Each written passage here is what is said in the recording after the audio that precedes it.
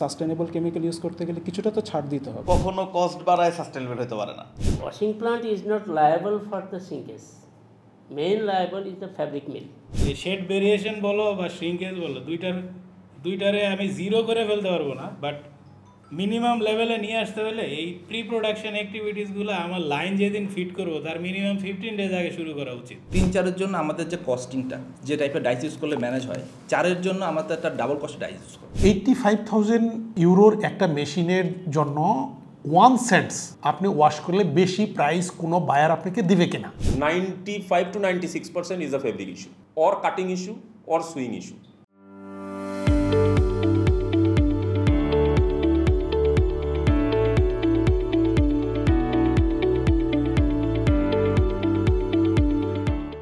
আজকে ওয়াশিং ইন্ডাস্ট্রির পথিকৃতদের আমরা একটা এক্সপার্ট মিটিংয়ে আমরা নিয়ে আসতে পেরেছি। তো আমি চাইবো যে আপনারা সবাই আপনাদের বিভিন্ন টেকনিক্যাল পয়েন্টে আপনাদের মতামতগুলো দিবেন এবং এর মাধ্যমে আমরা আপনাদের ভিউজগুলো আমরা ইন্ডাস্ট্রিতে কমিউনিকেট করতে চাই।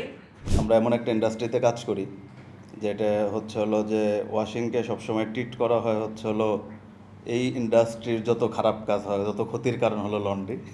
বাট ইন এ সেন্স বাংলাদেশের ডেনিম ইন্ডাস্ট্রি গড়ার পিছনে সবচাইতে বড় ভূমিকাই লন্ড্রির। এই শেড ভেরিয়েশন হয় দেখেই ডেনিমটা এত সুন্দর এবং ইউনিক প্রোডাক্ট ডেনিম। শেড ভেরিয়েশনের ফার্স্ট রুট কজ কিন্তু ওয়াশিং না, আমরা শেড ভেরিয়েশন করি না, শেড ভেরিয়েশনকে আমরা কন্ট্রোল করি। তার মানে হচ্ছে রুট কজটা আমরা জানি যে fabrics is the main shade variation area, সেইটাকে মিনিমাইজ এবং একটা স্ট্যান্ডার্ডাইজ করার জন্য আমরা কাজ শুরু করি হচ্ছিল যখন আমরা ফেব্রিক্সটা রিসিভ করি সেখান থেকে আমরা ব্ল্যাঙ্কেট প্র্যাকটিস করি, গ্রুপিং করি, করার পরে আমরা প্রিভেন্টিভ অ্যাকশন নিয়ে যেন শেড ভেরিয়েশনটা কম হয়। ফেব্রিক্সের যে ভেরিয়েশন এটা তো ডাইংয়ের উপরও ডিপেন্ড করে। ফেব্রিক্স যখন ডাইং হয় এবং তার যে ইয়ার্নের কোয়ালিটি এবং ইয়ার্ন লট যদি ডিফারেন্ট থাকে, যেটা কিন্তু হিডেন। একটা ওয়াশিং ইন্ডাস্ট্রি বা আমরা যারা কাজ করি ওয়াশিংয়ে, একটা ব্ল্যাঙ্কেট থেকে কিন্তু এই ডিসিশনে আমরা আসতে পারি না যে ওই রুলের পুরো রিফ্লেকশনটা ওই 6 ইঞ্চি কাপড়ের ভিতরে আমরা দেখতে পারবো। যদিও আমরা ওইটা থেকেই ডিসিশন নিয়ে আমরা টোটাল কাপড়টা হয়তো 10 লক্ষ গজ কাপড় বা 5 লক্ষ গজ কাপড়ের ডিসিশন নিচ্ছি, হয়তো জায়গা হয়তো টোটাল আমরা ব্ল্যাঙ্কেট করি হচ্ছে সর্বোচ্চ হয়তো 15 গজ বা 20 গজ কাপড় আছে টোটাল।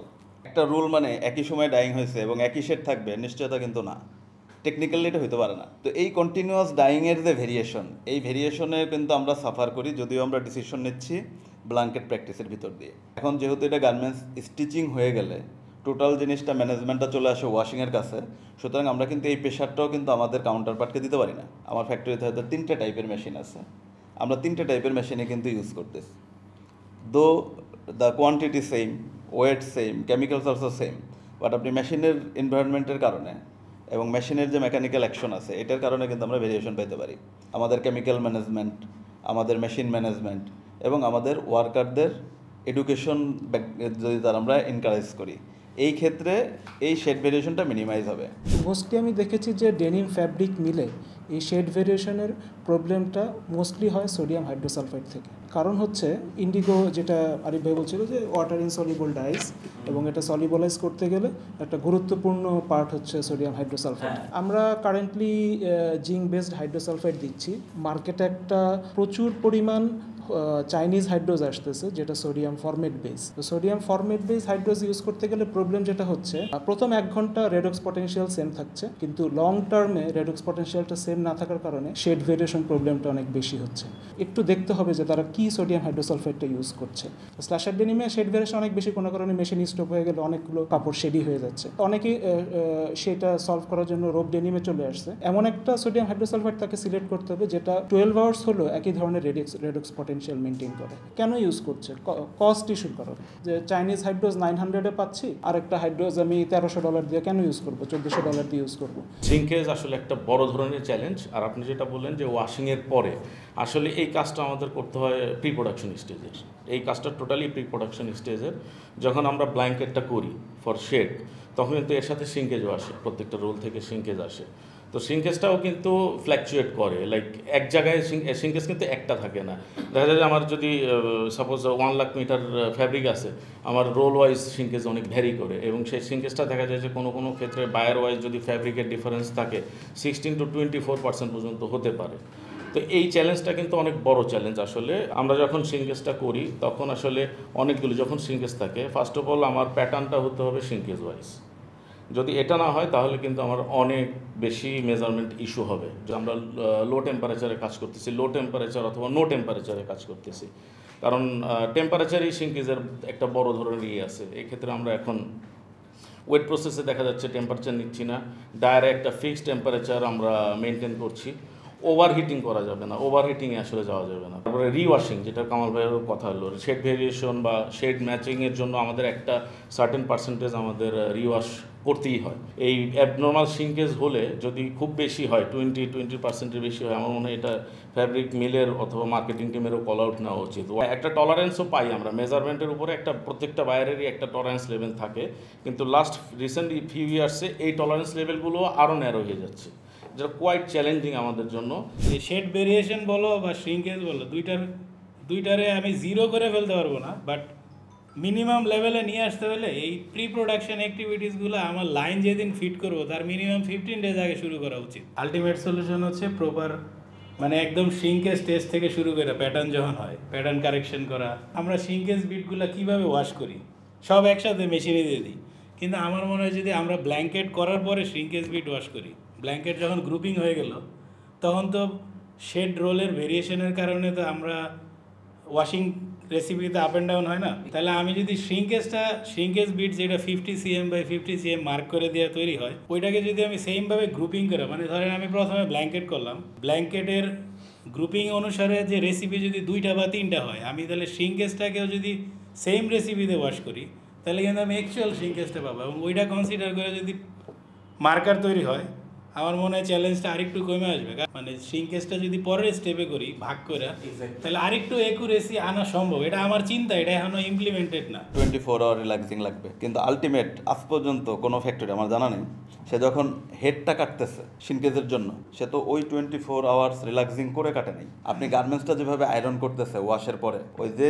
ছেলেটা স্টোরের মার্কিং করে শ্রিঙ্কেজ ডিক্লেয়ার করে, ওর কাছে তো আয়রনই নেই যে আমাকে যে স্পেক্টে মাল দেওয়ার কথা, আমি যদি ওখানে টলারেন্স না দিই, যে বিফোর ওয়াশের মেজারমেন্ট থাকার কথা ধরেন 1 সেন্টিমিটার, বিফোর ওয়াশের মেজারমেন্ট আছে আপনি আইদার প্লাস পাবেন অথবা মাইনাস পাবেন। সকল কিছুর ঘটনা ঘটতেছিল ওয়াশিংয়ের পরে ফিনিশিংয়ে, যার কারণে ইমিডিয়েট সাফারার হচ্ছে হলো যে টোটাল ব্লেমটা ওয়াশিংকে নিতে হচ্ছে। কিন্তু আলটিমেট কাজ করার জায়গা শুধু লন্ড্রি না, মানে কাজ করা লন্ড্রির কাজটা ইজি হয়ে যাবে যদি প্রত্যেকটা লোক তার কাজটা ঠিক মতো করে। অ্যাকচুয়ালি সব কিছু আমরা যে পার্টগুলো নিয়ে ওয়াশিং প্লান্ট কথা বলছি regarding shrinkage, we can improve only 2%।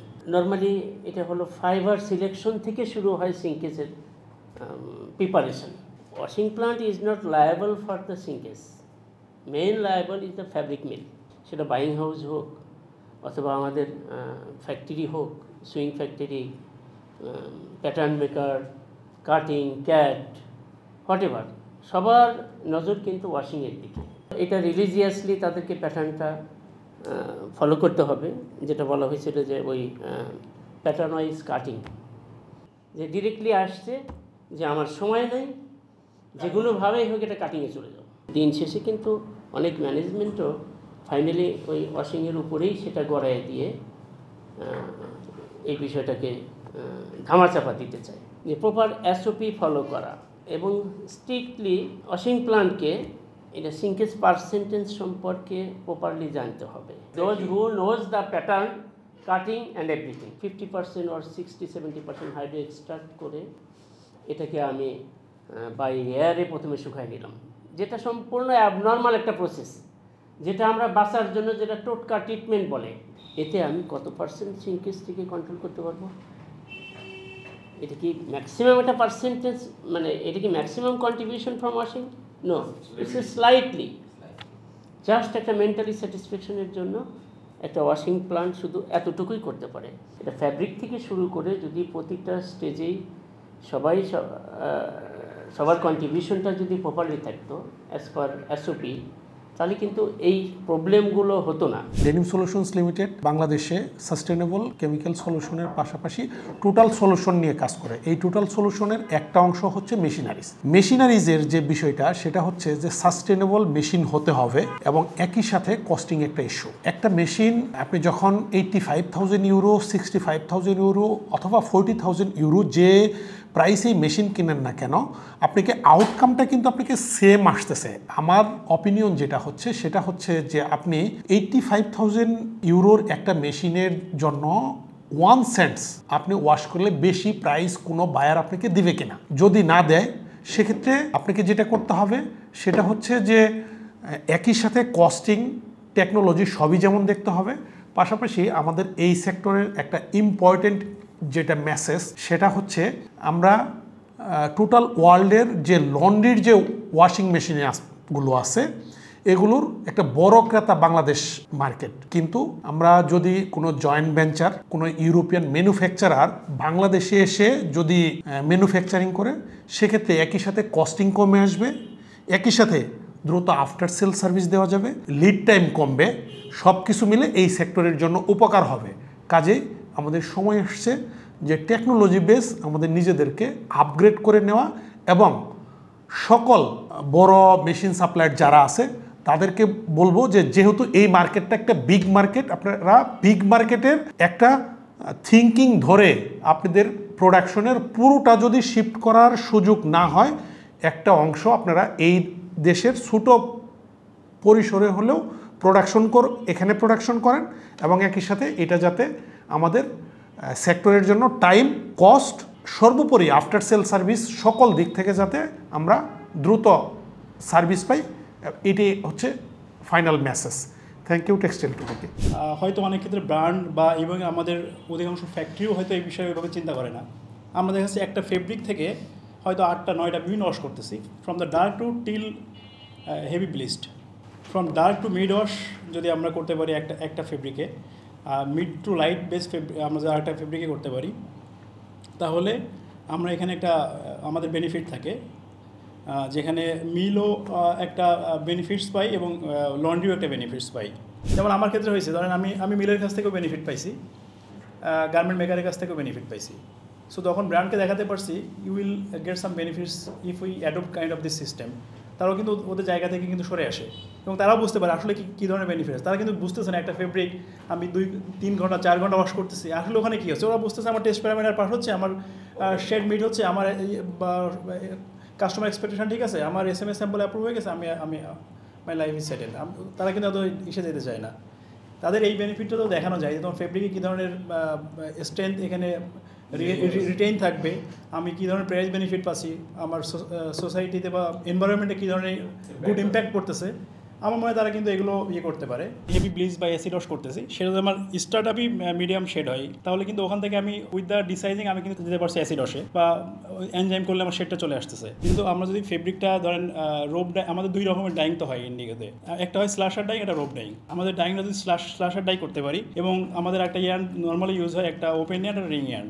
So আমরা slasher dye with the open yarn যদি করি, তাহলে কিন্তু আমাদের ওইটা শর্ট সাইকেলে অ্যাব্রেশন চলে আসে। হোয়ারাজ এখানে আমার শুধু এনজাইম করলেই কিন্তু অনেক হাইলো চলে আসে। হোয়ারাজ আমি স্টোন এনজাইম করলে ওই লেভেল হাইলো আসবে না যদি রোপ ডাই এবং রিং অ্যান্ড নেই। বায়াররা তো সবসময় বলে যে less water, less chemical, less energy, কিন্তু ফ্যাক্টরি এন্ডে গেলে তো ডিফারেন্ট সিনারিও। ওনারা যেহেতু প্রবলেমটা বলছে, কনভেনশনাল প্রসেসে গেলে সেই প্রবলেমটা থাকে না। যখনই সাস্টেনেবল কেমিক্যাল সলিউশনে যাচ্ছি, লেজারে যাচ্ছি, ফেব্রিকের স্মুথনেস থাকতেছে না, ন্যাচারাল লুক থাকছে না। অলরেডি একজন বললেন তো অনেক ন্যারো হয়ে গেছে টলারেন্স লেভেলটা। সবাই যদি প্রবলেমগুলো অ্যাড্রেস করি আমরা, যে আসলে জিনিসটা তো সাস্টেনেবল কেমিক্যাল ইউজ করতে গেলে কিছুটা তো ছাড় দিতে হবে।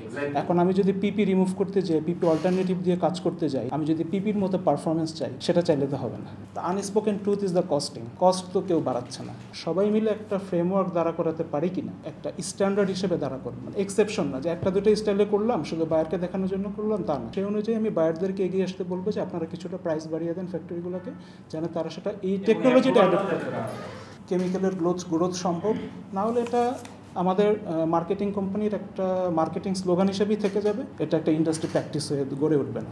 ব্র্যান্ড কখনো আপনাকে কোনো সাস্টেনেবিলিটির জন্য টাকা দেবে না, কারণ হচ্ছে হলো সাস্টেনেবিলিটি কখনো কস্ট বাড়ায় সাস্টেনেবল হতে পারে না। সাস্টেনেবিলিটি তো আপনাকে কস্ট কমাবে, তাহলে আপনাকে বাড়ায় কেন? বাড়াইলে আমি টাকা দেবো কেন? সেই ক্ষেত্রে নতুন কেমিক্যাল যখন আনবে, অবভিয়াসলি আনবে, সেই ক্ষেত্রে কতটুকুন কস্ট বেনিফিট বা cost neutral, close two neutral, সেটা যেভাবেই হোক, আমাদের যদি প্রসেস অ্যাপ্লিকেশনে নিউট্রাল করে দিতে পারে, দ্যাটস অলসো ওয়েলকাম। অথবা আমাদেরকে product itself price wise neutral করে দেয় অ্যাটলিস্ট, সেই ক্ষেত্রে আমরা মনে করেন সার্ভাইভ করতে পারবো। আমাদের ওনাররাও জাস্ট কেমিক্যাল কস্ট চিন্তা করে যে আমার এই 1,000 গার্মেন্ট ওয়াশ করতে কত টাকা কেমিক্যাল লাগছে, কিন্তু হিডেন কস্টগুলা বা কিছু কস্ট আছে, যেমন ন্যাচারালি আমরা লাকি পানি এখনো পে করি। ওয়াশিং প্ল্যান্টের ইউটিলিটির ভিতরে সবচেয়ে এক্সপেন্সিভ ইউটিলিটি হলো স্টিম।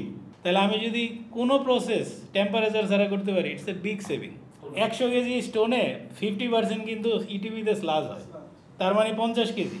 সেম জায়গায় যদি আমি 5 কেজি অ্যাক্টিভেটর দিই, ওখান থেকে কি স্টোনের স্লাজ 2 কেজি, আর বাকিটা এনজাইম, অ্যান্টিব্যাক, অন্যান্য ফিলার যেটা ডিজলভ হয়ে যায়। তাহলে 50 কেজির জায়গায় আমার 2 কেজি স্লাজ যাইতেছে, 1 নম্বর। 2 নম্বর হচ্ছে পকেট ক্লোজিংয়ের কোনো ফান্ডা নাই। শুধু পিপি অল্টারনেটের ক্ষেত্রে কস্ট এডিশন হয়, ডিরেক্ট কস্ট এডিশন হয় কেমিক্যালে। অন্যান্য যে সাস্টেনেবিলিটিগুলো, এটা যদি আসলে প্রপার কস্ট অ্যানালাইসিস করা হয়, মোস্ট অফ দ্য কেসে কস্ট নিউট্রাল অথবা কম হয়। নতুন কোনো সাস্টেনেবল প্রোডাক্ট নিয়ে যাই, মানে আমার মনে হয় আমি যেটা ফেস করি, মানে 2 টাইপের ফ্যাক্টরি আছে। আমি দেখি এখানে সবাই হলো পজিটিভ অ্যাপ্রোচের কোম্পানি, মানে এর বাইরে আরও অনেক আছে। আমরা সবাই পজিটিভ অ্যাপ্রোচে, ওনাদের সব জায়গাতেই কিন্তু সাস্টেনেবল ইমপ্লিমেন্টেশন আছে, বাট এই টাইপের লন্ড্রির সংখ্যা 20%। 80% হচ্ছে ডিফিকাল্টিস নিয়ে আগে চিন্তা করে যে আমি কোন ঝামেলায় না পড়ি। লেটস সে ওয়াটার লেসে ব্যাক স্টেনিং একটু বেশি হয়, এটা একটা কমন আন্ডারস্ট্যান্ডিং, বাট ওখান থেকে আমি কিভাবে স্কেল আপ কইরা আমার কনভেনশনালের লেভেলে নিতে পারি, এই প্র্যাকটিসটা ওভারনাইটে হবে না। বাট আমি যদি ইজি স্টাইল ধরি, যেটাতে ব্লিচ আছে, প্রথমে ব্লিচও তো ক্লিন করে, যে কোনো সাস্টেনেবল ইমপ্লিমেন্টেশনে আমরা যদি একসাথে ফ্রম ইজি টু হার্ডে যাই, মানে হার্ড টু ইজি না, ইজি টু হার্ডে গেলে আমার মনে হয় যে এই ইমপ্লিমেন্টেশনটা আর একটু বেটার হবে। আর লাইট ফাস্টনেস আমি যেটা দেখলাম যে বাইরের কলার থাকে 4, বাট 3-4 যদি আমরা কল আউট দিই সেম প্রোডাক্টেই, 3-4-এর জন্য আমাদের যে কস্টিংটা, যে টাইপের ডাইস ইউজ করলে ম্যানেজ হয়, 4-এর জন্য আমাদের একটা ডাবল কস্ট ডাইস ইউজ করে। এই জিনিসগুলো যদি আমরা একটু, যারা আমরা ইন্ডাস্ট্রির হেড আছি, তারা যদি এগুলো বাইরে কল আউট করি আস্তে আস্তে, তাহলে এগুলো ম্যানেজ করা সম্ভব এবং কস্টিং সেভ হবে। আমাদেরকে ওনারা ইচ্ছা করে ব্লিডিংয়ে ফেল করাইতেছে, ওয়াশ আফটার অ্যাপিয়ারেন্সে ফেল করাইতেছে, because of high fashion wash effect লাগবে।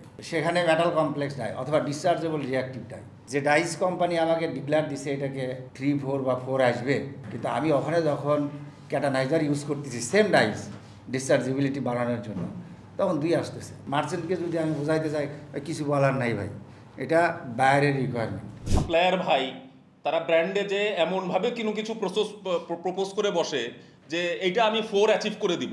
সাম of the suppliers they are going to brands, sir এটা তো 4 অ্যাচিভ করা সম্ভব, দ্যাট ইজ কোয়াইট পসিবল, এবং ইন দ্যাট কেস ব্র্যান্ডের ওনারাও আমার এটা 4ই লাগবে, হোয়ার ওইটা ইটস ভেরি অবভিয়াস আপনি হয়তো বা 3ও অ্যাচিভ করতে পারবেন না। আমি যতদূর জানি ডিসচার্জেবল ডায়ের 30 হচ্ছে এটা ডিসচার্জ করবে।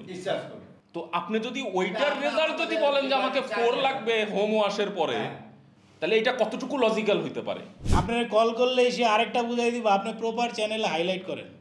আমি যখন ডেনিমে গেছিলাম, আই মেড শিওর একটা ফ্যাব্রিক ইস্যুতে 15 ডেজ শুধু লোকাল ওয়াশ টেকনিশিয়ান না, তারপরে তারা কমার্শিয়াল কল নিয়ে গেছে। It is not only my responsibility, আমি যদি প্রপারলি রেজ করি তারা বাধ্য হবে এটা মিলাই দেওয়ার জন্য।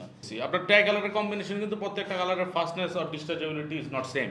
সো এখানে কিন্তু এই আন্ডারস্ট্যান্ডিংটা ফ্যাক্টরি প্লাস ব্র্যান্ড ট্যাগ যারা আছে, এই আন্ডারস্ট্যান্ডিংটা দরকার আছে। আমরা যেমন প্রাইমারিতে যেমন 3টা কালার সমান হইতে পারে, 0.33% করে 1% বাড়াইলাম, কিন্তু ডিসচার্জেবলে কিন্তু এটা করা যাবে না।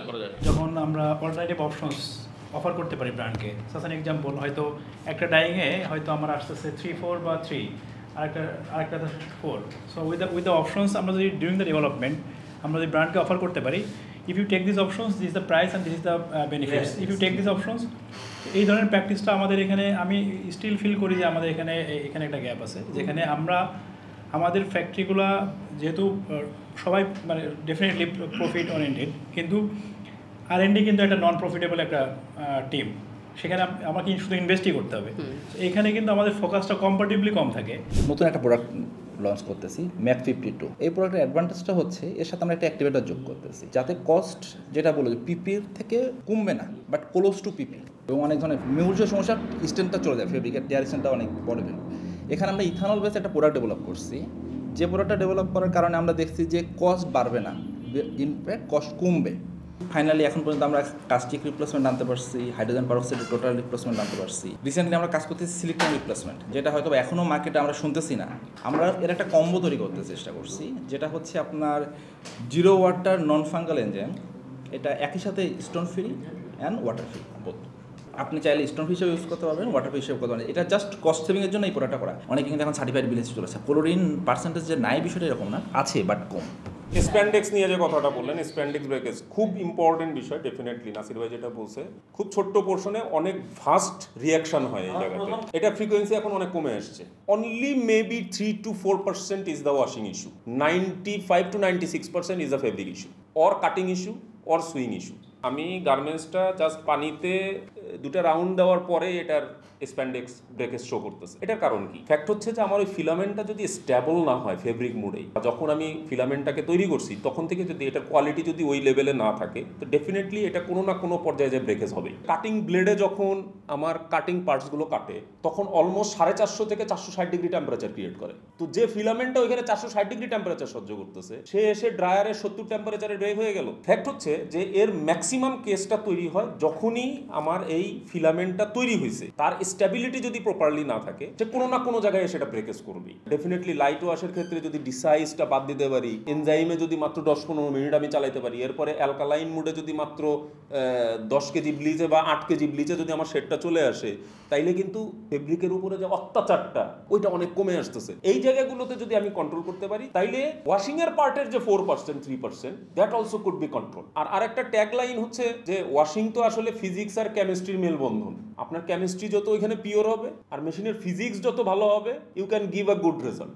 প্রিয় দর্শক, আসলে আমাদের ইনোভেশন সেল মিটিংয়ের ওয়াশিং সেলের আজকে প্রথম মিটিং ছিল এবং সেখানে আমরা shrinkage challenges, shade variations, spandex damages, ডাইংয়ের বেশ কিছু প্রবলেম এবং অন্যান্য বেশ কিছু প্রবলেম নিয়ে আমরা আলোচনা করেছি। এবং এটা আসলে অত্যন্ত আমার কাছে ভালো লাগছে যে সবার অ্যাক্টিভ পার্টিসিপেশন এবং তাদের মতামত এই ডিসকাশনটাকে অত্যন্ত প্রাণবন্ত করেছে। তো হোপফুলি আমরা যে পরবর্তী সেল মিটিংগুলোতে কোনো ফোকাসড কোনো টপিকস নিয়ে আরও ইনডেপথ ডিসকাশনে যাব এবং আরও তাদের ভিউজ এবং তাদের মতামত, তাদের এক্সপিরিয়েন্স, নলেজ আপনাদের সামনে তুলে নিয়ে আসতে পারবো। সে পর্যন্ত আমাদের সাথে থাকবেন। সবাইকে অনেক ধন্যবাদ।